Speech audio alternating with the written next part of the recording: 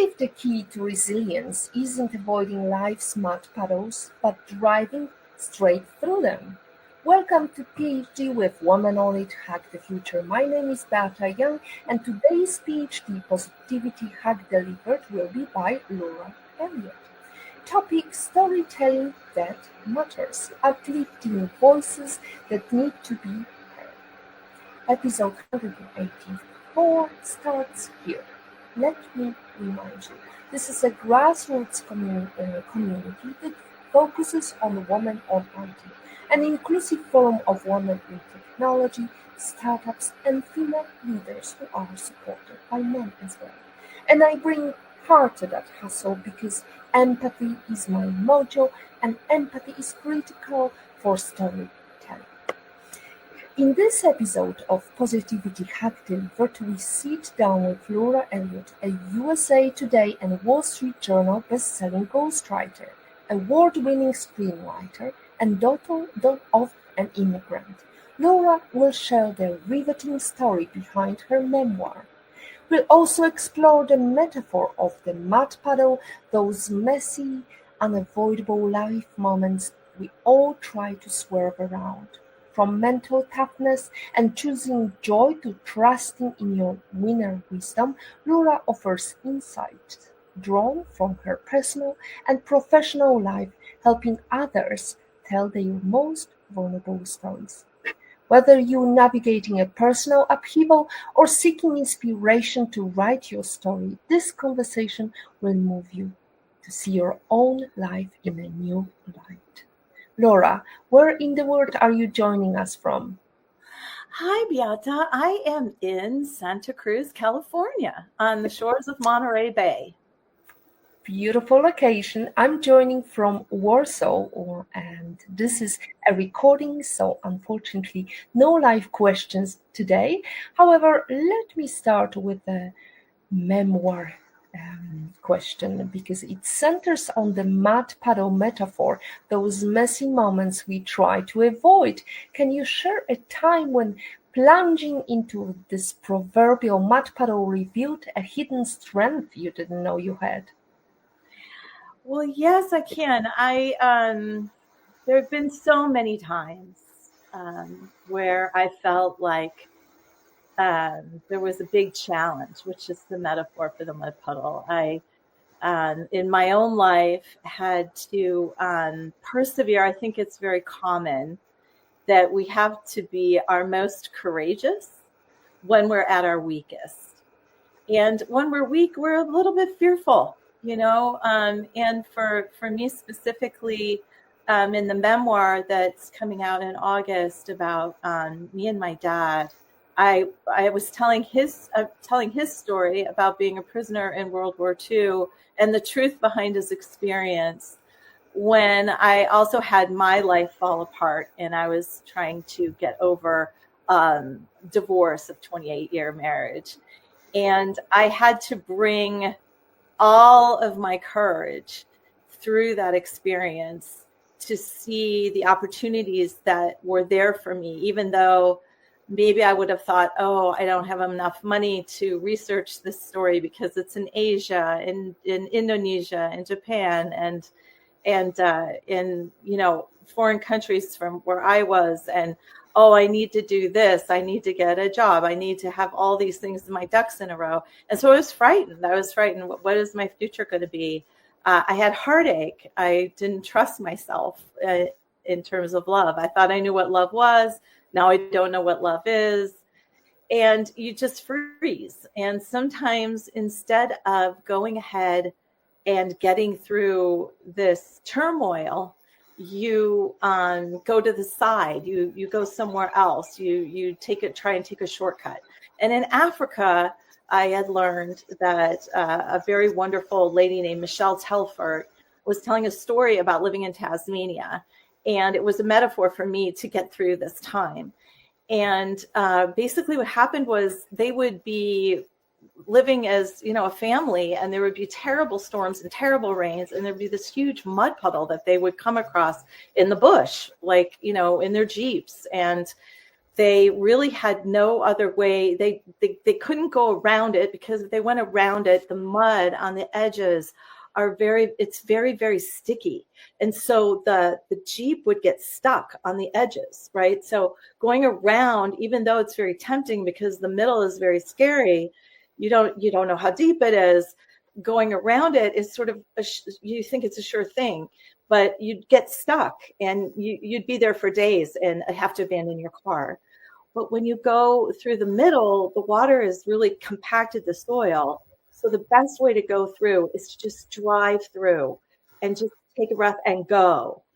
And I found that to be true in my own life, whether it was heartache, whether it was financial upheaval, whether it was not thinking I knew how to do something or I wasn't qualified to do something. I realized that it really is time to go through the mud puddle, to just go through it, get through that dark time and make the best of it and learn from it, learn from this dark season. There's a book that I would really recommend for those times. It's called Learning to Walk in the Dark by Barbara Brown Taylor. That really helped me make friends with the mud puddle, essentially, of that time where you feel like, why am I in this darkness? I don't understand. I don't deserve to be here, maybe. Or there's a lot of these stories we tell ourselves about it, but there's a lot of lessons that can be taught in this uncertainty, in this time where you just really don't know what's coming next. It's okay to learn and be taught from these moments. And so that's what really has helped me, is getting through the mud puddle. During World War II, soldiers coined the term foxhole courage to describe resilience under fire. How does your father's journey mirror your own battles with life's chaos? That's very interesting. We have so many similarities. I think, the title of the book is Dear Laura, A Lost Chapter of World War II, a father-daughter adventure of courage, faith, and freedom. And courage is one of those words. We equally both had adventures and courage. Dad's adventure, he was not a U.S. serviceman. He was a young boy when he was taken prisoner in Indonesia. I'll show you where the story takes place, because, it's this part of the world in Asia. And my family was living in the Dutch East Indies, which is down here on a little island called Java that was captured by Japanese. And so he was taken when he was 17, and he was in prison for 3.5 years. That's where the story starts, though. It's a much bigger story than that. His courage came in joy. My dad was very joyful and very full of grace. And so he never let his light be extinguished, no matter what that looked like. And for him, at the end of the war, he was 80 pounds, 6'2". So it sounds like a sort of trite to try and say this in just a few minutes, but to say that his light never went out is truly amazing, because he helped people. He found a way to help people. He found a way to live his purpose, still even in prison. So he found meaning. And even though, his soul sort of was like, well, maybe this is going to be the rest of my life, and maybe I will die here in this prison. He still found joy in every day. And I would say even more joy, probably. He was always able to appreciate the smallest of things. He was an incredible gardener.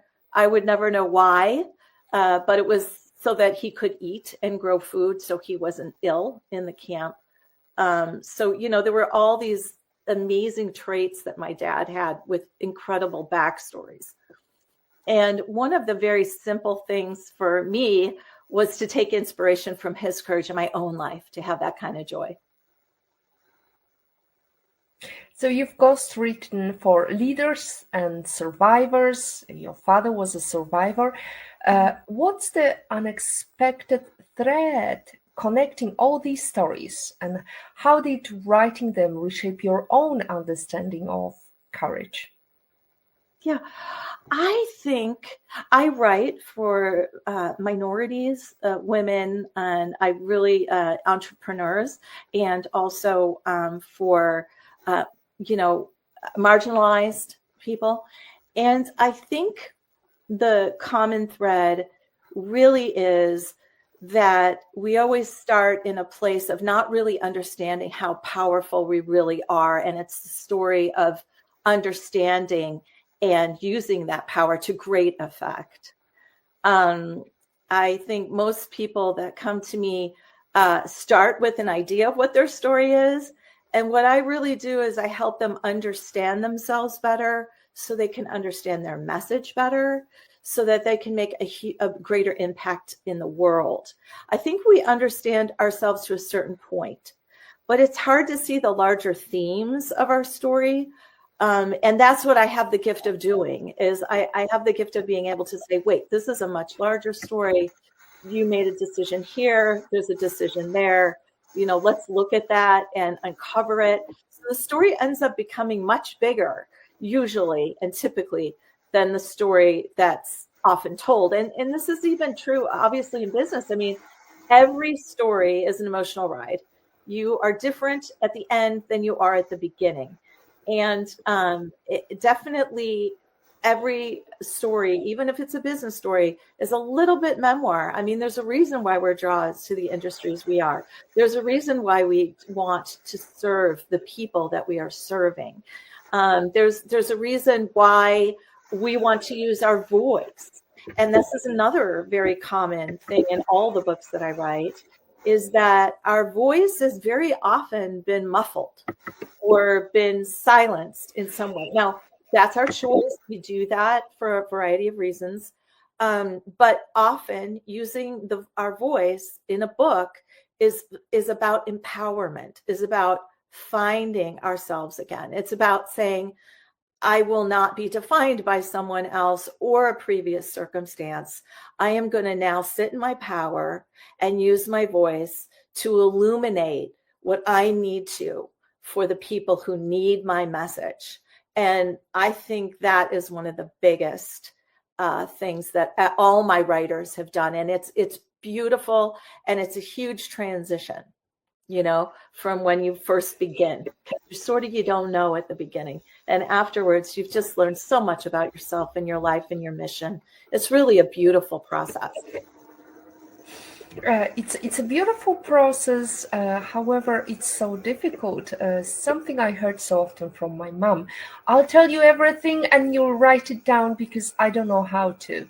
And I imagine you too meet women who carry these powerful stories inside them, maybe their own journey, maybe their mother's or grandmother's untold story, but they feel this deep hesitation, this lack of confidence. There's often a voice whispering, who am I to write it? Or is my little story important enough in the grand scheme of things? What message do you have for that woman right now who feels that fear, but also that quiet longing to honor her own history? Well, there's so much to that. What I would say is that's doubt. And that doubt is not shining your light brightly.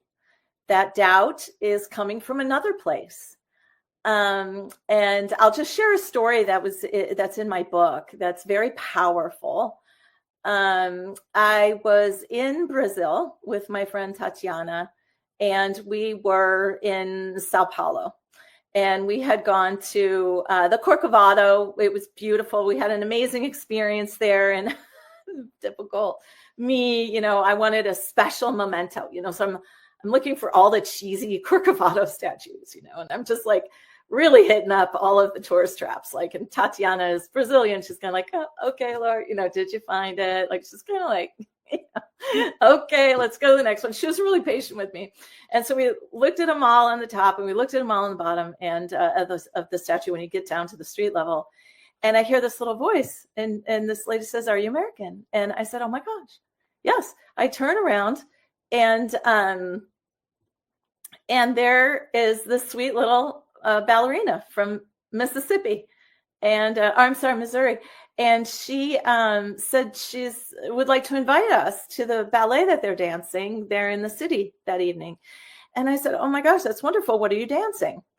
And she said the Screw Tape Letters, which is something that I had heard about that C.S. Lewis wrote, which is sort of an allegory about the dark forces in our life and how they can be used against us to make us not as powerful as we are. And so we couldn't make it that night, but we went to Campinas when we could, and we saw them. And even on my YouTube channel, I still have a video of this dance. I took it, and it's this woman who's just powerfully dancing. She's beautiful. And then she has a dance with doubt. And, he comes up and he dances with her. And in the ballet, you can see that she's giving her power over to him. And then she tries to escape, and he catches her again. And she's just in the end hypnotized by the doubt. And after I saw that dance, I realized how insidious that doubt is. It's very important to know that the things that are planted in our heart are there for a reason, to tell that story, whether it's to your family, whether it's to a world of followers who are very interested in your mission. But that is the voice to listen to pay attention to, and not honor the other voice, which will always try to dissuade, discourage, distract. Those are mostly the main reasons why people don't get it written. The other thing I would say is it's fun, okay? Like, I put the fun, I like to say, back in nonfiction. It is a very fun experience. It also can be very hard, but it's also very fun to get to the center of your story, to really cross that check mark off your list of things that you really want to get done. It will nourish your soul in ways that you can't even expect. The other thing I need to say is about trauma. Very often, the business people that I talk about, sometimes they've survived a bit of trauma. But there's also these major stories like Beata, your mother, right? Or my father. And you get to the point, and when I was interviewing people, all over the world, I've done tastemakers, for the LA Times, and I interviewed people and helped people at Entertainment Television tell their story, in celebrities and that type of thing. What you come up against is this. It's not really as much of an unwillingness as a not being able to tap into those memories. In my dad's case, when he couldn't, he said, "I will answer every question you have." But when he didn't have the answers, he defaulted to the general history of the time. And allowing them to have their own process of recollection is very important. And ourselves, allow yourself that, because maybe you won't be able to answer every one of your questions, but it might be part of your process to look at this history, look at the circumstances, and then you'll get beyond that, and you'll get deeper into answering these questions. So I think safety is very important. You need to know you're in a safe space. My father and I had that discussion, Dad and I'm like, "Dad, listen, this is really rough stuff. I get it. If you don't want to answer my question, pass on it." And he just looked at me with like the bluest eyes I will ever see in this world and say, "Laura, I am going to answer every single one of your questions." And he truly did in the way he knew how. So very often what you might have to do if you're telling your own story or your mother's story, a very sacred story, is you might have to do a little bit of research. We love primary research, primary witnesses, accounts. Mine's mostly taught in letters, told in letters between my dad and I, my grandma, who I never knew, and her letters, a grandpa's journals that I never knew. Other people who I would correspond with to get to the heart of the story. They're told in letters. Letters are very important. And, when you do that, you'll ask more questions that might loosen up that little bit of doubt, that little bit of resistance, because it really is resistance. And you will meet resistance strongly when you're on the right path. You just do.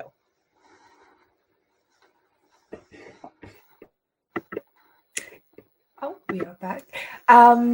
Sorry, I had a little drag of internet here.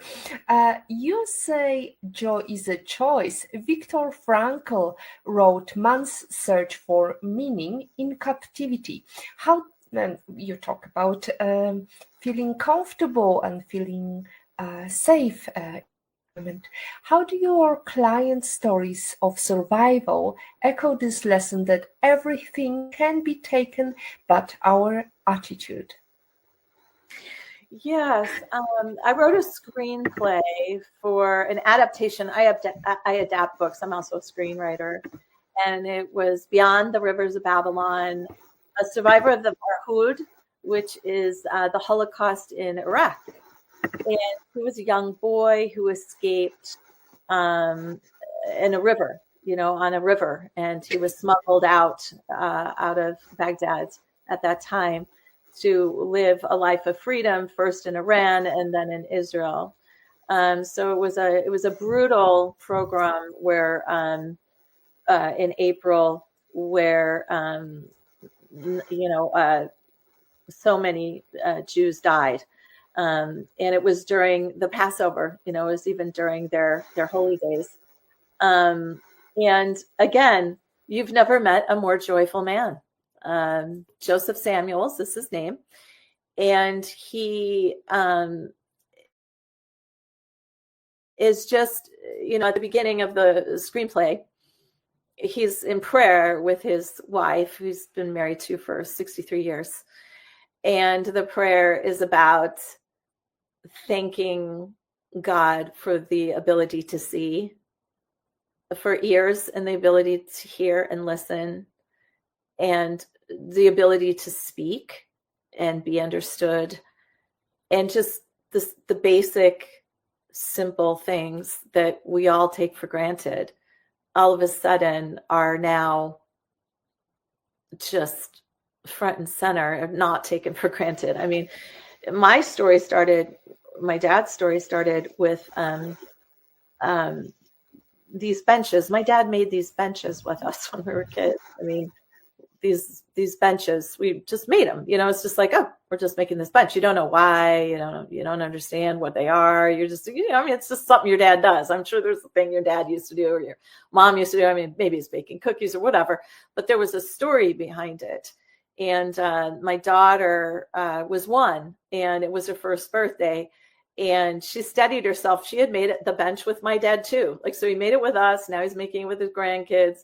And she steadied herself. She was learning how to walk. She steadied herself on the bench. And my brother was there. I'm like, oh my gosh, that's so cute. And he pointed at the bench and said, oh, that's a concentration camp bench. And it was the first time I ever heard that. Our family never talked about it. I said, what are you talking about, Mike? And he said, ask Dad. And so that's how our story started, was, Dad, can you please tell me about the first wooden bench you made? And it comes to the fact that when they were taken prisoner, the very simple torture was there was no place to sit. So as you can imagine, that is pretty profound. And so every simple thing is just taken so not for granted. It just everything is beautiful. Literally everything is beautiful when you've survived something like that. And in my own walk, this book has been so great. It's the Book of Joy by the Dalai Lama and Desmond Tutu. I was so heartbroken during my walk of darkness and a part of my time in life. I didn't know, I knew Dad, he was so joyful. He had that thing. He had the ability to choose joy no matter what. I was not there. I try, I do my best, but I needed to learn more. And this book taught me so much about that, because the choice of joy is really about not letting anyone define you, or a circumstance define you, or a situation. You're bigger than that. And your thoughts, we have lots of thoughts. They're not all helpful. So when we have a joyous perspective, when we're able to take a look at life, we can be more empowered to choose the attitudes and decisions that are going to get us to the next level of our life. And we're just going to be more expansive, have more expansive thoughts, see more opportunities. Joy does not cloud your mind like discouragement, for instance, which was very difficult for me at certain points in my life in the mud puddle. And so joy clarifies, and it brings a lot of peace. Joy is a choice that sounds so simple but feels absolutely monumental some days. In positive psychology, they talk about affective forecasting errors. How we often overestimate how unhappy bad events will make us. Is choosing joy about actively counteracting this tendency? And how do you practice choosing joy? Well, I think it has something to do with this idea of the pause. This idea of, when we're all in it. Life is life. It's like, anything can happen, right?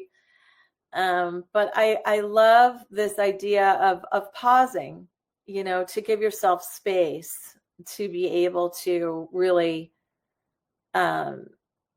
respond and not react to things, to see things in ways that maybe you hadn't thought of before. One of the practices of this is this idea of, when you think, you're living your life and you think something bad's happened, unless it's like really, really, really bad's happened. And instead of making your mind up about it, you take like the 3-day pause. And before you decide that it's bad, of course, at the end of 3 days, you're fully able to say it's terrible, right? But there's usually a seed of good that's in a bad situation that can help you see some opportunity there that might not have been there before, or that you might not be aware of in a snap decision or a snap way of seeing. And, when we don't exercise our joy muscle, when we don't exercise this ability that we have to pause, to simply notice what we're noticing, we do give a lot of our power away to circumstances, situations, and we can allow others to have an undue effect on us. And I think that is very, very important, to be able to relax and be able to choose joy and know you're doing it. It's okay. It's okay. Notice what you're doing. Oh, this is a situation where I could be very negative right now, or I could have a more upbeat look at it. And it's not Pollyanna at all. I think one of the most difficult moments for me was during my divorce. I was put through like a test, right, for what I was going to do. Like they were trying to define, the council was trying to define who I was going to be in my life. I wanted to be a writer. I wanted to, keep doing my writing, and I wanted to do screenwriting. But the other side was like really wanting me to take a test. So they wanted me to be like, okay, you're going to do this graphic design that you've always done in your life. You're going to do this. They were trying to dictate what I was going to do and be with my life. And instead of being in that situation of taking that test and answering the questions they had, they're basically like, what do you want to be? I'm like, I want to be a writer. And they're like, oh, that's not on any of my charts. And I'm like, oh, well, that's not my problem.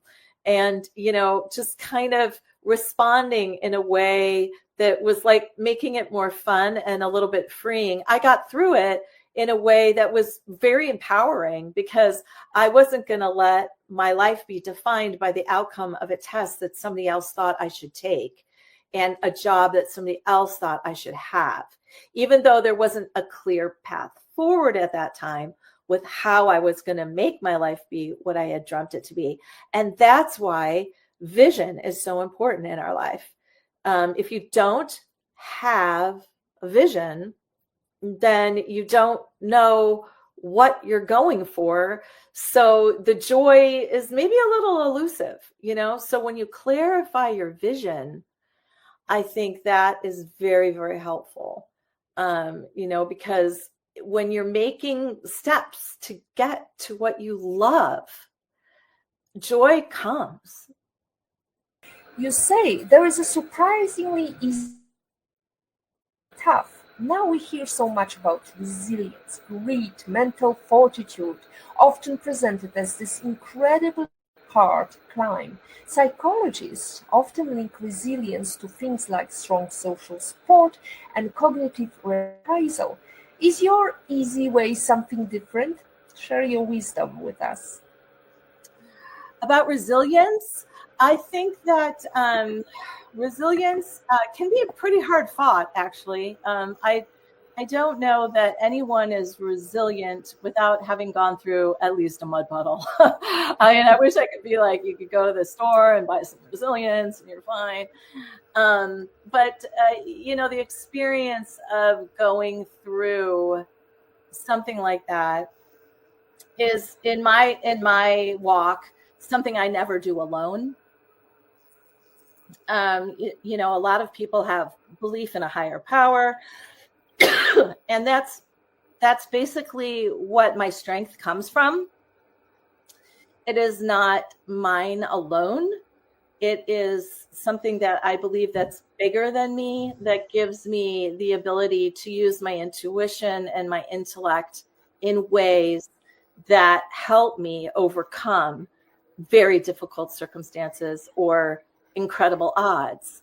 And I have taken that walk of faith with my dad as well, my entire family. They had an incredible faith that got them through. Viktor Frankl also is a good example of that. There's a way of seeing the world where you don't have to feel like everything is on your shoulders alone. There are situations, circumstances, and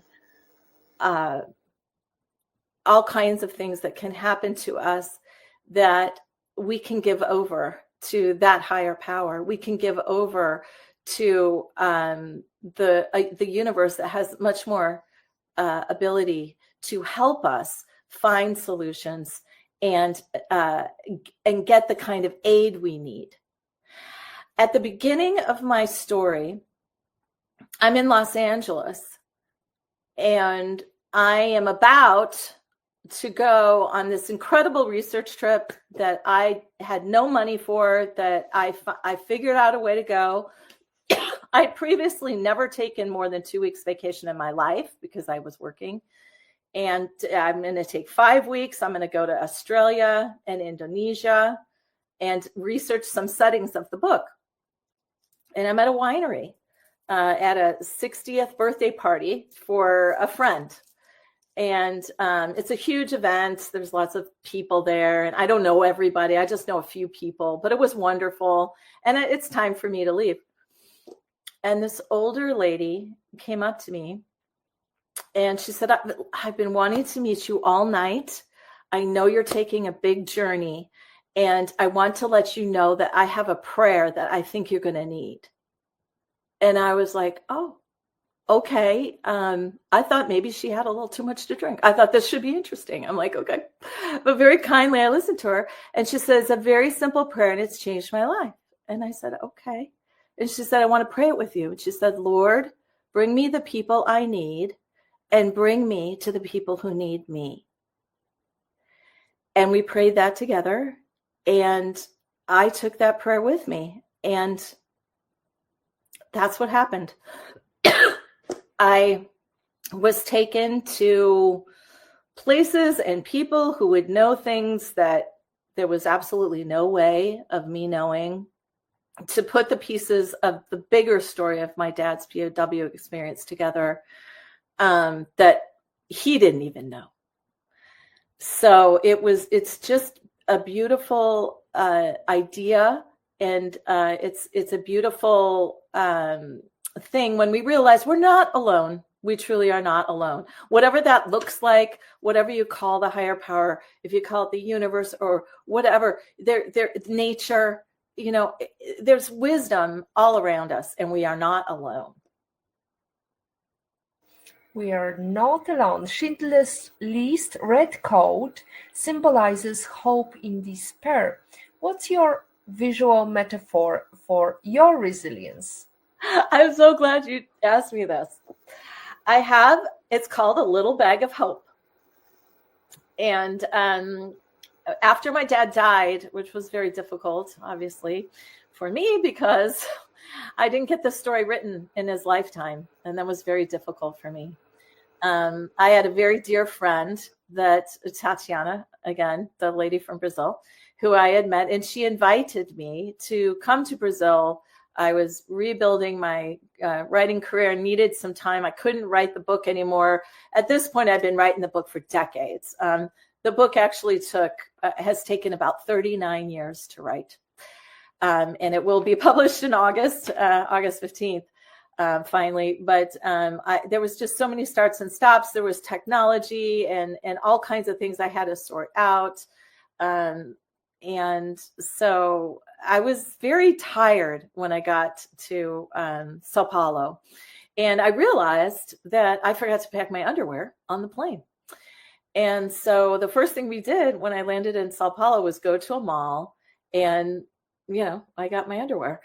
And I bought it, and the lady hands me the bag, and the bag was this white bag with red letters of hope that spelled the word hope, and a golden little, ribbons for me to carry it with.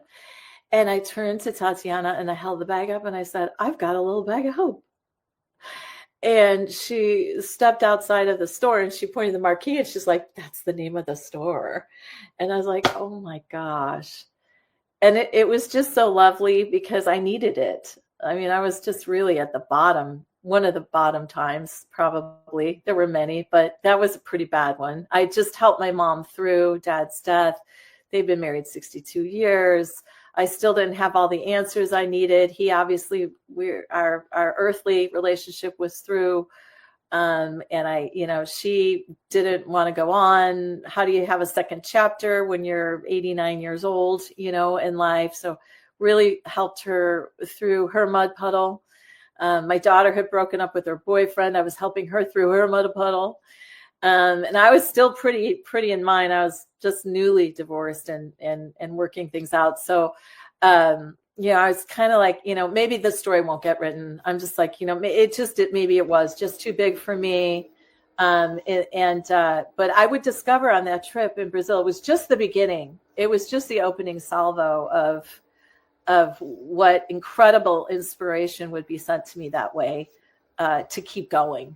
And that was in 2016. So that was a while ago. Yeah. Ghostwriting. So let's go into ghostwriting, because you're also a ghostwriter, and it requires a lot of empathy. What's the hardest story you've channeled for a client, and how did it change you?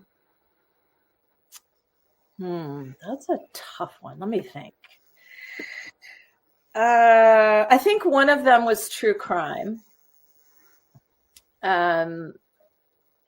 I believe I was very good at writing it because although I didn't write, I didn't have quite the same experience. I had been subjected to the extreme kinds of manipulation and those types of things, to the point where my own reality was being questioned, like, where I was kind of like, gaslighting, I guess what you call it now. So I had been through a similar experience. But yeah, what really changed me about, going through that process was, I feel like I'm brave to a certain extent, I really am. But the bravery of others just constantly amazes me. Hmm. Just Maya, constantly. Maya Angelou wrote, I know why the caged bird sings after years of silence. How does years of silence or years of untold stories heal? That's a great question. Um, well, I think there's just beauty in articulating and healing in finally articulating the things that need to be said, that you want to say, um, because the cost is so great.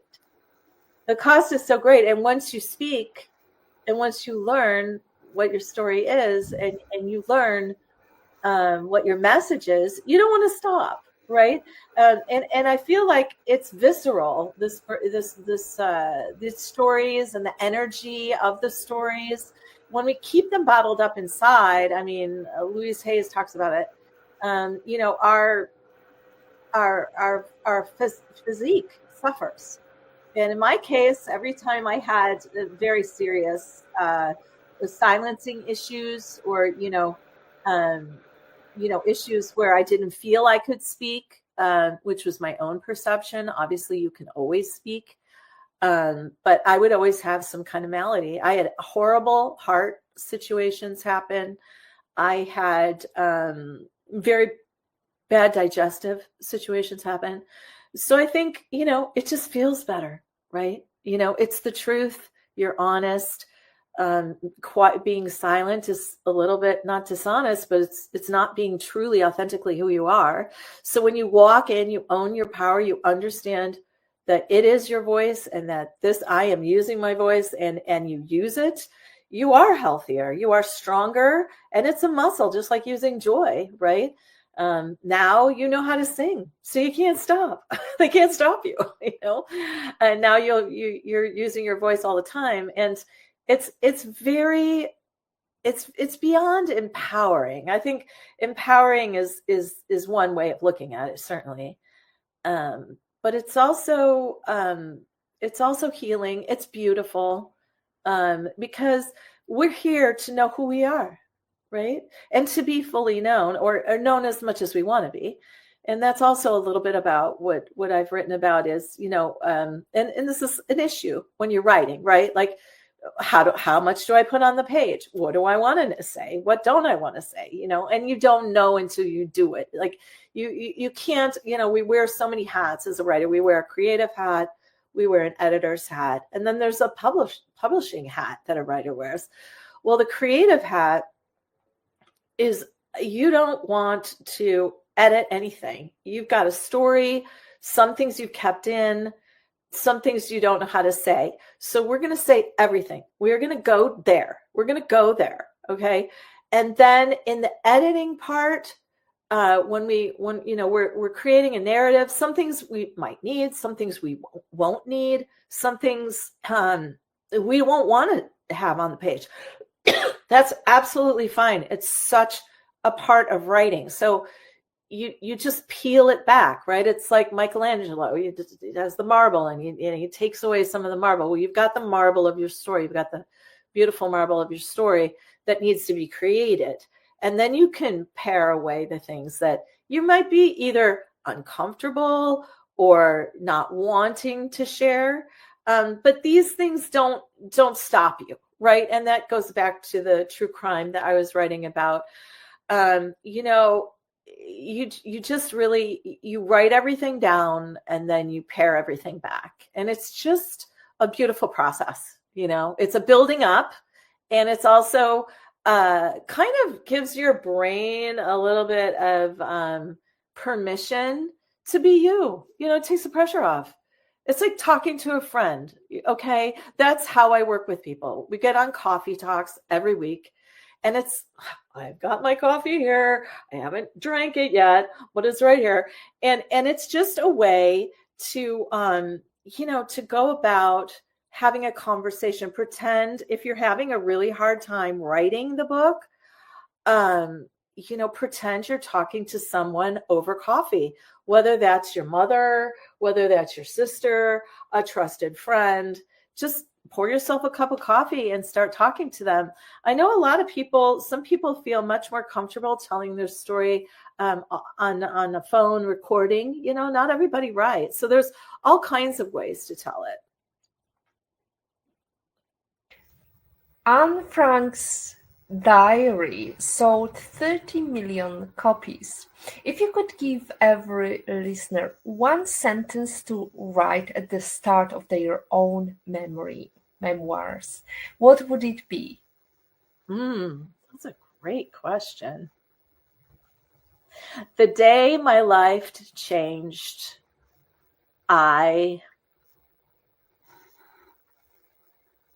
Why this sentence? Because that's the heart of every story. It's all about the day everything changed for you. What was the moment everything changed for you? When you reflect on that gives you a good window in to the story. It gives you a good window into your own point of view, which is your voice. Why you chose it. I think it's very helpful to ponder that. Not everybody can answer that. I mean, in screenwriting, it's interesting. There's this concept of starting a screenplay en media res, which is in the middle of the action.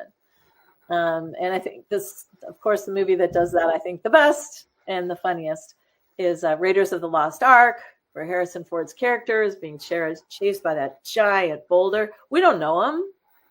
We don't know who he is. But we kind of care that he's not going to get squished by this boulder, right? So it's kind of the same thing. Like, what's your boulder? What are we rooting for with you? And that's at the heart of every really good story.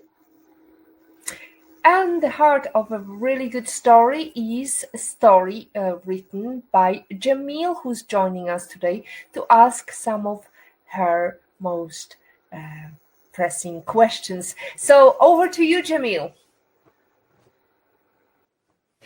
Thank you so much, Bee. So, hello, Laura. I hope you're enjoying the conversation.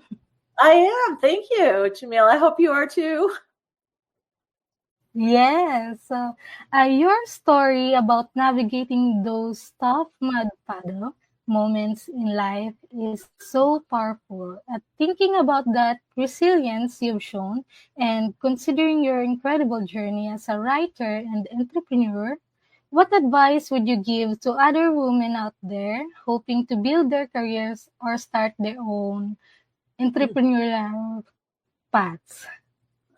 Yeah, well, I think the most important thing is to have a clear vision, not just for your business. Of course, that's very important, but it has to be a full spectrum vision, because no one wants to be successful in business and doesn't want to be successful in their relationships. So, we really need this full vision for our life. It needs to be palpable. It needs to be beyond just, at the beginning of the year, it's New Year's, I'm just going to write this. Oh, this is what I want to do. I want to grow my business 20%. It has to have a heartbeat. It has to have a pulse. So when you think about your business, think about how it's going to impact the world. Who is it going to help? Who is that lady or group of people who are the people that are out there that you're going to impact? Like, see their faces, understand their needs, feel it in your heart. And then also, like, your relationships. What do you want your relationships to be? Who do you want to be with, and why? And what does that look like? Do you want to have a big family event or something like that? And with health, what do I want to be health wise? Do I want to try and run a little bit this year? Do I want to walk every day? Do I want to make a big hike? maybe a very big hike as a goal of, and then, time, money, freedom. What do I want to be doing with my money? Do I want to be working a certain amount of hours so that I have the freedom to care for a family member?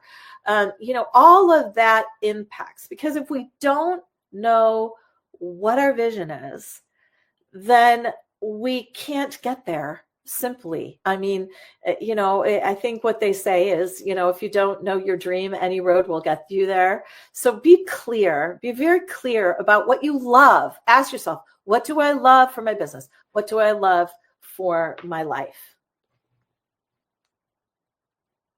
It makes me think about the skills that help us not just survive those tough times, but actually thrive in our careers as women.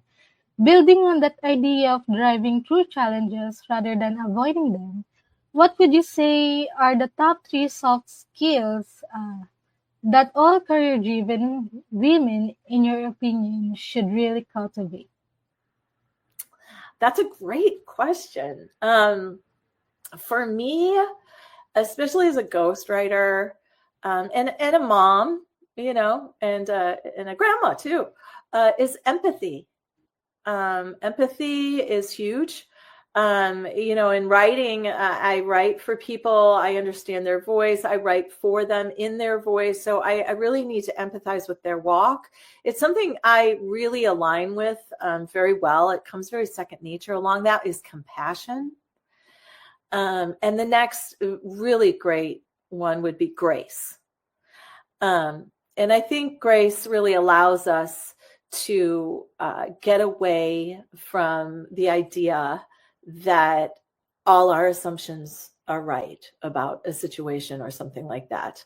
So it allows us to see more clearly a situation. So those would be the three.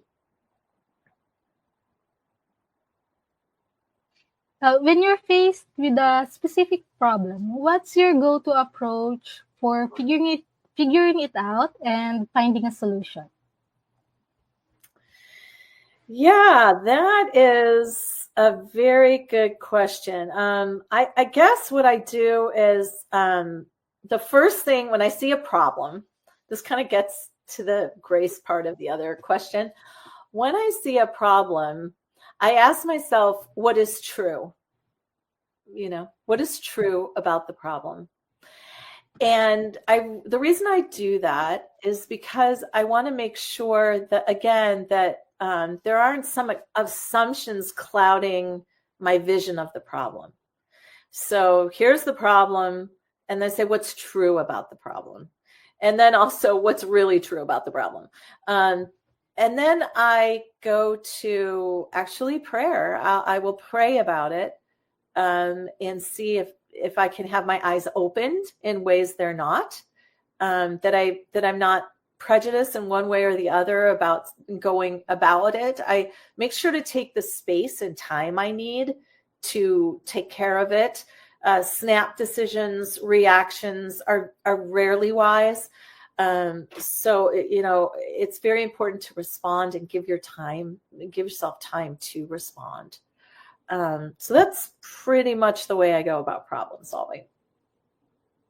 And that's good. Are you working on any new exciting projects right now, Laura? Yes, I'm working on a great project for a lady, a CEO. I'm working on a project for a politician. I'm working on several other projects. But the most exciting project for me personally is my memoir coming out in August 15th. And I can scoop. This is the cover for it now. So that's it. It's just been developed. You can't really see all of it right now, but that's it.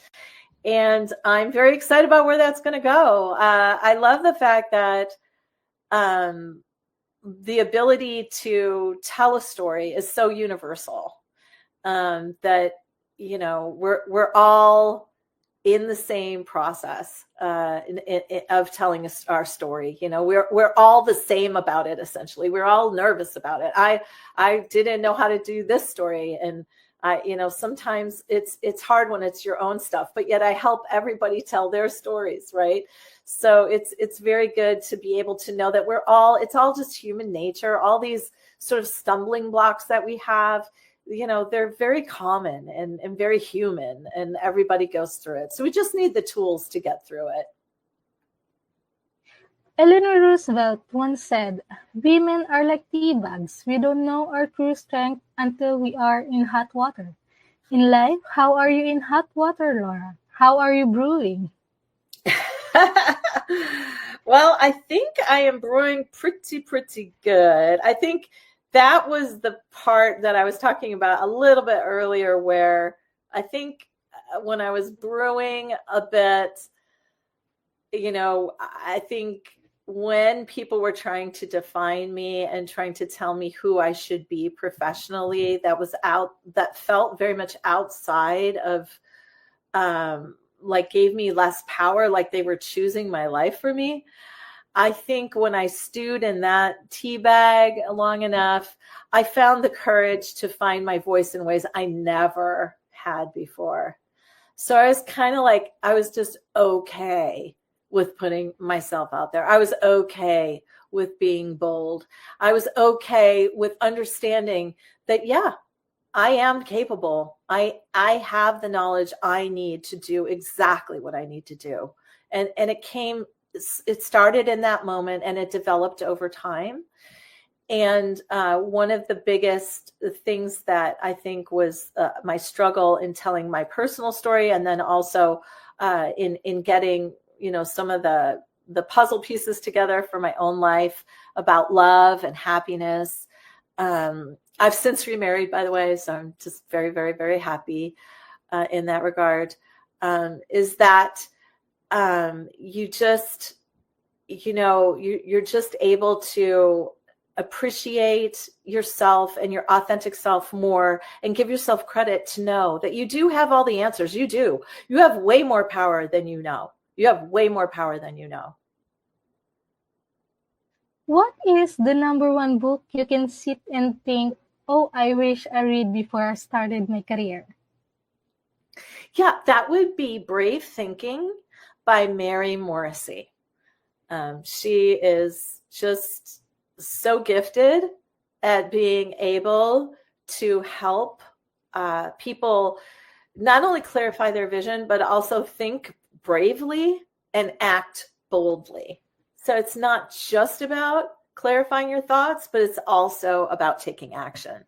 And I think if I had read that earlier, I might have accomplished some of my goals and been more clear on them. So I think that is my definite number one must read. Let's imagine that you could meet anyone in the world for a private breakfast. Who would it be, and where would you choose to meet? Well, that would definitely be the Dalai Lama in Yogyakarta in Indonesia. And it would be because I read his book, The Book of Joy, and it really changed my life. I really was able to find joy again. I think I called it the dark hole of despair or something. I mean, it was so bad. The mud puddle was pretty bad. It was pretty big, mud puddle. And I had faith. I had the ability to be in relationship with God and try and work through it, but I wasn't able to get there. There was so many things that I did to get to the other side of that mud puddle, and that was one of them. And it was just wonderful. And Desmond Tutu also wrote a wonderful book. What he ordered, with Dalai Lama. Was the Book of Joy, but Desmond Tutu also wrote a great book with Mofo, his daughter, called The Book of Forgiving, which is another thing that I really needed to work on to release a lot of pain. And and I just want to thank him. Like, I would be in Yogyakarta because that's where I began really writing this story. And for our last question, can you please give us your favorite life lesson quote? My life lesson quote is kind of long. It's just so funny. Okay, so I'm going to give you two, if that's okay.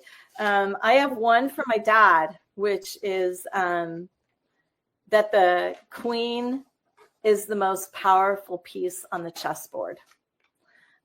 He gave me that quote when I was thinking I didn't have any power and was just very, very, very confused about things. And when I got very, very clear, I said, I felt like I was in the chess game of my life, Dad. I was like, what advice do you have to give me? And he said, Laura, the queen is the most powerful piece on the chessboard. So I thought that was really amazing. But the next quote that I have is, the next time something in your life happens when you are tempted to say, this is bad, when that happens, notice it. Then press the pause button and wait 3 days before you decide it's bad, before you allow yourself to get upset about it. During those 3 days, turn the volume up on your curiosity and ask yourself this question repeatedly. What possible good might be derived from this situation? And that's from Mary Morrissey. And it's about, curiosity is the cure to overwhelm. You just get curious about it. You just get curious about it. You're like, okay, let's learn, let's look at this in a different way. And it gives you much more empowering thoughts. That was beautiful. Thank you so much for sharing your incredible insights and personal journey with us today. And it's truly been inspiring to hear your perspective on navigating life's mud puddles. And now I'll hand it back over to Beata to wrap things. Thank you, Jamil. Thank you, Laura, for your great answers. Here is another great quotation by Eleanor Roosevelt. Well-behaved women rarely make history. So I'm wondering, Laura, is there going to be a second book about your mom's memoirs? Or is she too well-behaved to make it? There is a second. She is in this book. So she's very much in this book. Mom is very much in this book. But there will be a book too, also about my aunt. She was separated from the family and survived the war in London. So most of my family was in Asia and Indonesia. She was in London. And so her story is also very interesting. And that would be the second book in the series. What will be the series? Yeah. We can't wait to hear them all, to read them all. As you mentioned, it's going to be your first book, your Dear Laura book is going to be published in August. August? Will be, yes, yeah, we August 15th, 2025, the 80th anniversary of VJ Day. Fabulous. And that's it from episode 184 of the PhD live stream. Thanks to our guest, Laura Elliott. To stay updated and ensure you never miss a positivity hack delivered, follow Woman on It and turn on notifications. And next week, we're going to be joined by Grace Redman. As always, our positivity quote comes from Positive Thinking Only and goes, look for something positive in each day. Look for joy in each day, even if some days you have to look a little harder. Today is your day to hug the future, hug the positivity you want, Woman on It. Thank you.